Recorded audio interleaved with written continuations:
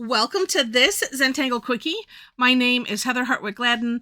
I'm a Certified Zentangle Teacher, and today we're going to take a look at the tangle Garland from CZT Annette Ruempler.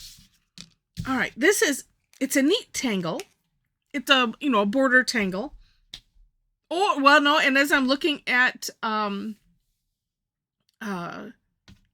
Annette's step out in the samples, I don't know, one of them, she has it filling in, like a monotangle, filling in, an entire, looks like a bijou tile maybe.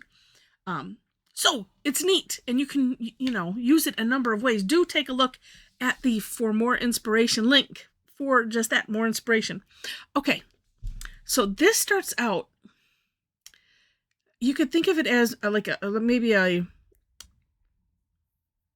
looks more like a Z than it does an S to me. So I keep trying to think of it because so that way I can have so it's not so curvy. I guess that's the way I want to put it. All right, so it starts off like this, and I am going to work to not make these extra big as I did in my version of the step out.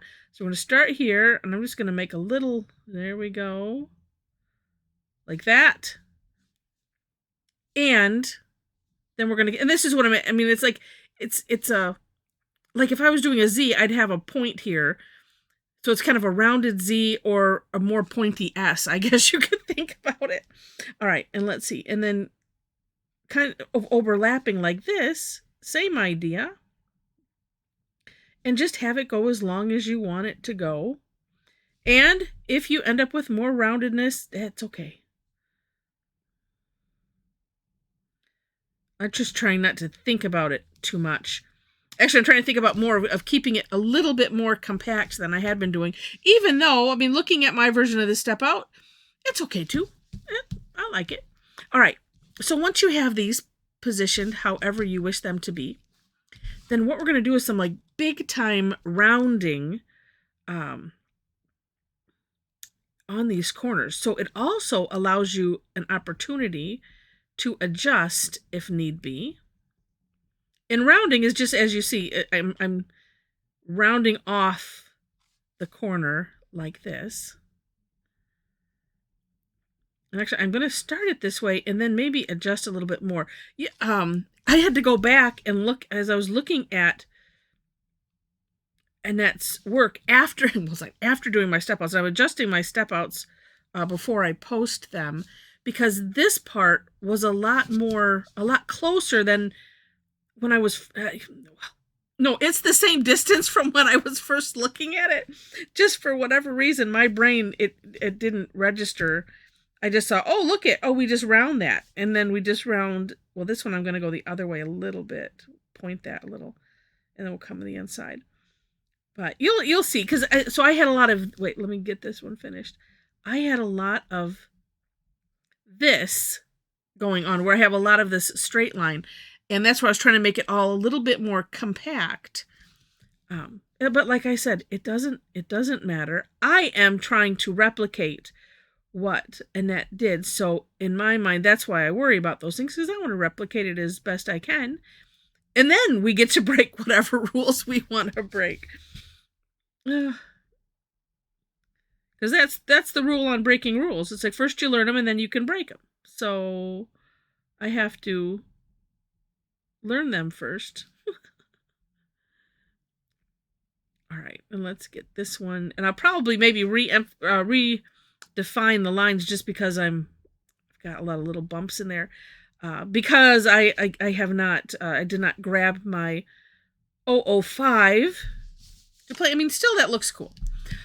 But if you want to avoid, the little bumps where you see where you kind of started and stopped on such things, if you grab a smaller, like one size smaller pen nib, then that definitely helps. When I do it, it's amazing why I don't just like automatically grab it. It's just not ingrained in my head, apparently.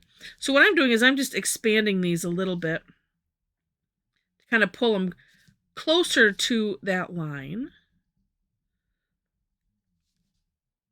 And I do like just going back and adjusting things afterwards.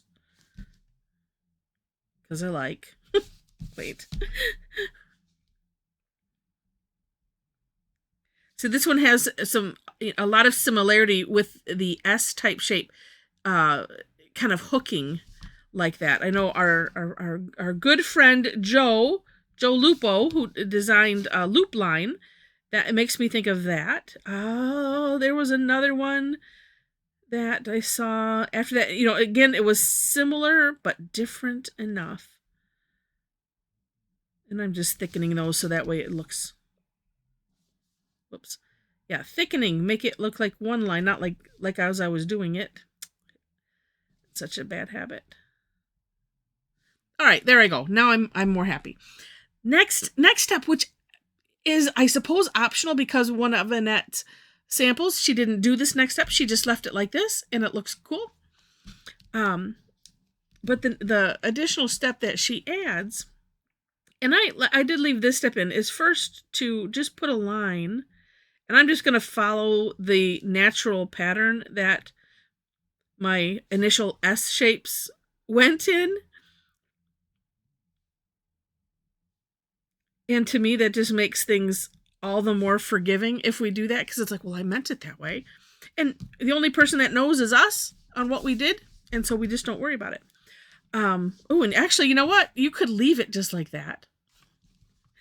But what she does next is, you know what? Let's do this side. Is essentially aura that section. So when you do that first line, I kind of like having that line because then I can just focus on what does that border look like and just do that and then come back and fill in. So you want to make sure to leave a gap, as I did, you know, in between the sections.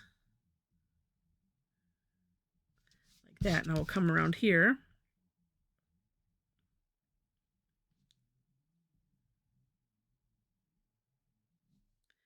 And then these sections can be filled in or not. Again, looking at Annette's step out. I mentioned she left it out entirely. So some she has them filled in with a color. Some she aura'd again, and it's in the big triangle you'll see. And it looks like she used a couple different colors. Whatever you want to do is fine, or just fill it in solid. Actually, I think I'm gonna.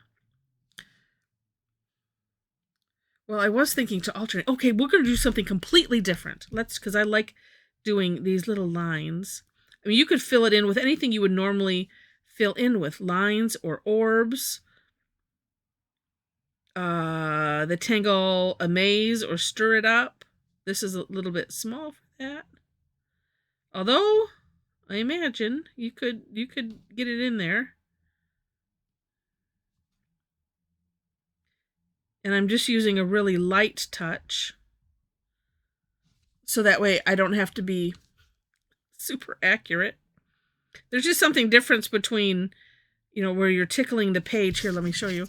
Like this, where, so I'm just barely touching, right? Versus deliberate. You know, there's just a difference. So that's why I like doing this. And I think it has a really neat effect. And you kind of get them close. You know, and like I said, this way, they don't have to be, it's just a lot more forgiving to do it this way. And I'm all about that. All right.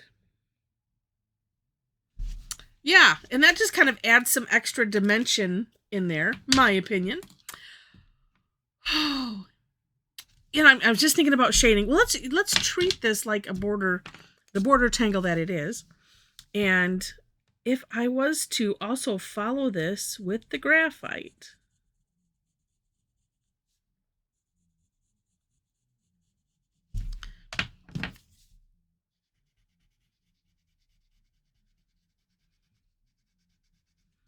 and bring it in.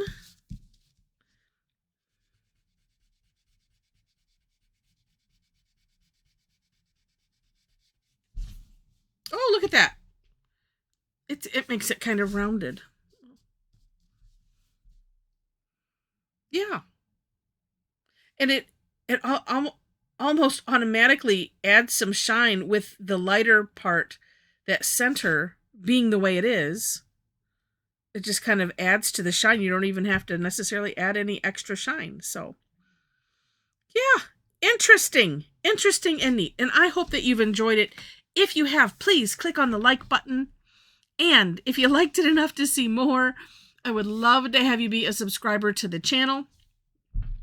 I mentioned the description section already like 12 times. Below the links to the step outs, you will find my link tree. That's the one thing I didn't mention yet. There, links to my social media, website, all of that. It's a link tree. It's basically a website. So I think you can subscribe to follow me there. So if I make any changes, you will get that notice. But you could bookmark that. So if you enjoy me and you want to have those links easily accessible, you could do that. Let me highlight a couple things. If you're interested in tangling with me online, I teach on Tuesdays and Thursdays. Thursdays is always free. The class is called Tangle Time. It's an hour.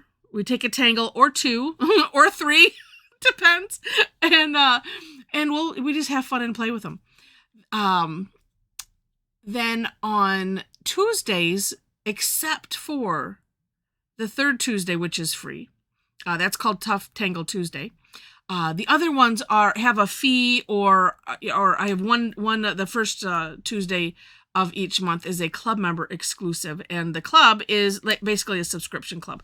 Information for that is also on the link tree, as well as places to follow me for classes. And if you'd like to extend the fun with the rest of the Tangle addicts, we have a private Facebook page. So if you happen to be on Facebook and want to join us, link is there.